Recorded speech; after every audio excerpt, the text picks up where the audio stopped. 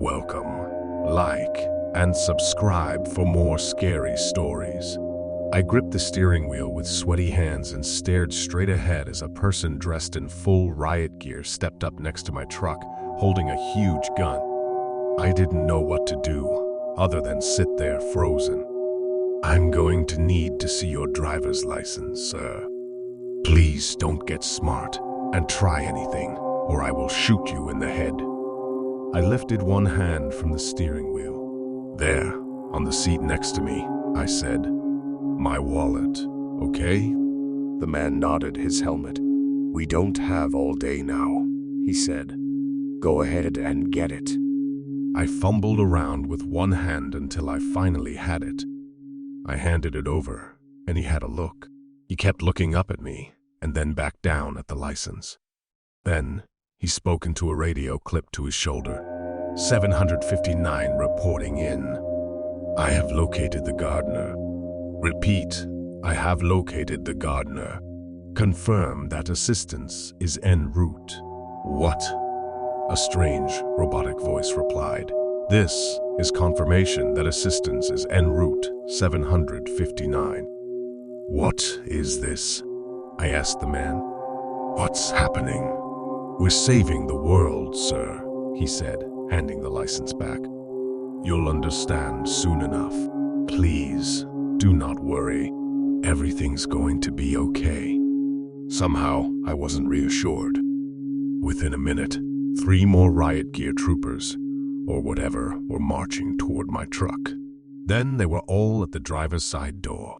"Please step out of your vehicle and come peacefully with us," said a woman.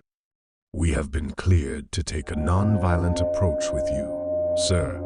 You are very fortunate." "What about my girlfriend?" I asked. "And our cats?" "They're in the car behind me."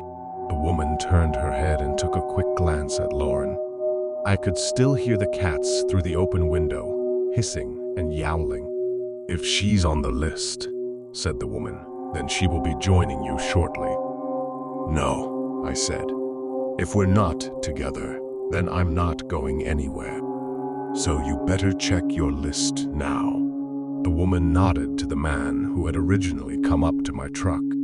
"Check her out, 759, she said. Then she turned back to me. "We have been authorized to use a non-violent approach with you, but commanded to bring you with us by whatever means necessary."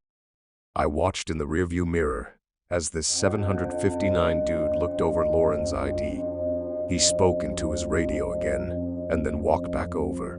"We have been authorized to bring the gardener and the gatherer together," he said to the rest of them. "The what? And the cats?" I asked. Back to the radio. "This is 759. The gardener has requested to bring along 2 felines. They are currently secured in crates in the back of the gatherer's vehicle. Permission granted or denied?" I held my breath until I could hear that robotic voice cut through the silence. "Granted." I would have felt a great relief. Except I wasn't sure if that just meant that we were all getting dragged off together to die in the woods. I guessed that was better than dying alone, at least if we were going to die anyway. I stepped out of my truck and walked, with 2 big and heavily armed escorts, over to Lauren's car. She got out, and our captors, or whatever they were, let us hug. "Are you okay?" Lauren asked. "Sure," I said, genuinely smiling because I was with her again. Having a completely normal one. "We will carry the felines," said 759. "I don't know, man," said Lauren. "They're not keen on strangers." 759 opened the back door and took out the 2 carriers. I thought that by then I'd heard it all from those 2.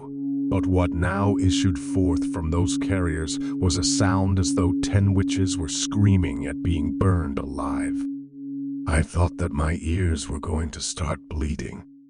He handed the carriers off to 2 of his buddies and then shouted, above the wild sounds of the cats, "Follow us, please." I looked at Lauren and wondered if we'd soon be dead. I could tell that she was thinking the same thing, and that the answer was, probably. We walked in a procession, with 759 leading the way, me right behind him, then a riot gear, then Lauren, and finally 2 riot gears, each holding a cat carrier. From somewhere far behind us, I heard a gunshot. I winced and looked up, where the last of the massive metal roof tiles were being dropped into place. There was only a small square of open sky left. We walked silently through a short stretch of woods until we came to a group of people huddled together in a corner where one metal wall met another. There was another wall surrounding these people, though not one of metal. It was a wall of riot gears, pointing their guns straight into the crowd. "You two will go stand with the rest," said 759. "No matter what, do not move. If you move, you will die. We would strongly prefer that you didn't." "The cats?" asked Lauren. "Can I have them?" "Shortly," said 759. "If you do as you're told." We went and stood where the others were crouched. The area smelled like sweat and piss and shit. People were sobbing and muttering in fear. One woman stood up and made a break for it. She put her head down and started running. I expected the guards to shoot her, but they didn't. "We tried to save her," said 759, "but we sadly can't save everyone. She's dead now. You'll see." And then I did see. I heard the rumble first, coming from above. I looked up and had half a second to process what a coincidence it was that we were standing under the one square of the roof that wasn't filled in yet. This was followed by another half a second in which it dawned on me that the roof was actually falling down, intact as one giant sheet of massively heavy metal. It did not take long for it to reach the ground. I stood there holding Lauren, looking around in shock. The roof was now the floor and had crushed everything, except for those of us who were below that one empty space. In an instant, it had crushed all of the trees and all of those cars with the people still in them. Everything, the woman who had run away. They were all dead now. Hundreds of people, flattened to death in the blink of an eye. All of the survivors were silent. The only noises were our 2 cats, Hanky and Hattie, who had somehow become even more wild. They were clawing at the sides of their carriers. And then the thunder from overhead. I looked up at the now completely open sky and saw the darkest and thickest clouds I have ever seen. Bolts of lightning were shooting constantly from the darkness in every direction. "We're in hell," I thought. What is happening?" I asked Lauren. "I think the sky just fell," she said. A bolt of lightning crashed down several feet in front of us. The brightness made me instinctively close my eyes, and I felt an incredible heat. When I dared to open them again, I saw that the spot where the lightning had struck was glowing green. It got brighter and brighter, and then, it's hard to describe. It's like that spot of the floor was suddenly sucked away into nothingness, and in its place was a vast, seemingly endless black hole. "Everybody now, please step into the portal," said 759. Nobody moved. We were all looking around in shock. "Everything is quite fine," said 759. "The travel will not harm you." 766. "Would you please demonstrate?"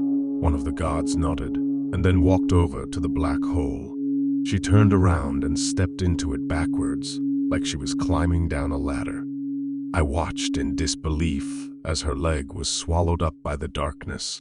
Soon, she was gone altogether. "What happens if we don't?" somebody asked from behind me. "Then we will shoot you," said 759, very matter-of-factly. "You all have been selected for this journey, and it's our objective to see you safely through to the other side. But if you refuse, then you no longer serve a purpose, and our actions will reflect that reality." People started stirring. Those who had been crouching stood up slowly, but nobody was making any movement toward the hole. I squeezed Lauren's hand and then spoke up. "I'll go first." 759 nodded. "Excellent. A born leader. That's very good news." Then he spoke into his radio. "The gardener is incoming." I turned to Lauren. "You come right behind me. Okay, baby. I don't think we have a choice. I love you." "I love you," said Lauren, obviously fighting back tears. I broke away and walked toward the hole. There was just endless darkness there. I bent down and put a finger inside. It didn't feel like anything at all. I pulled my finger out and did like the guard did. I turned backwards and started climbing down the hole. It was very strange, as though the hole itself were very dense, so even though I couldn't feel anything solid under my feet, I could control my movements, and I didn't fall quickly into the darkness like I had feared. I stopped while my head was still in this world and took one last look at Lauren. My God, she was beautiful. Then I ducked down and I was on the other side. It was a short drop to the ground, which I wasn't prepared for. After moving through that dense hole, the resistance was suddenly gone, and I panicked as I fell, but it was only a couple of feet, and I recovered quickly. I still have not yet recovered from the strangeness of the world that I landed in. All around me, the ground was made of black rocks. I could occasionally see shocks of red scattered among the rocks. I later found out that these are some kind of plants. Above, the sky was covered in those same dark clouds that I'd seen before. Bolts of lightning shot out continuously from them. In the distance, I saw what looked like a single mountain standing tall. Other than that, the landscape was completely barren. It was mostly those rocks, as far as my eye could see. It instilled a sense of hopelessness right away that to a large degree hasn't left me since the moment I've arrived here. There was a greeting party waiting for me. More of those people in their riot gear. "Welcome, gardener," said one. "We've been waiting for you." I saw Lauren's shoes starting to emerge from the black hole, which was floating about 10 feet above the ground. "What is this place?" I asked. "Why are you bringing us here? Why are you calling me the gardener?" "The professor will explain everything," said one of the guards. "Oh, right, of course." And here I was, worried about things. "And who is the professor?" I asked. Lauren was in up to her waist now. "You'll meet him soon enough," said a different guard. He pointed off to the massive mountain. "There." "Great." I walked over and got ready to catch Lauren. I didn't want to grab her legs yet and freak her out. Finally, she emerged fully and dropped into my arms.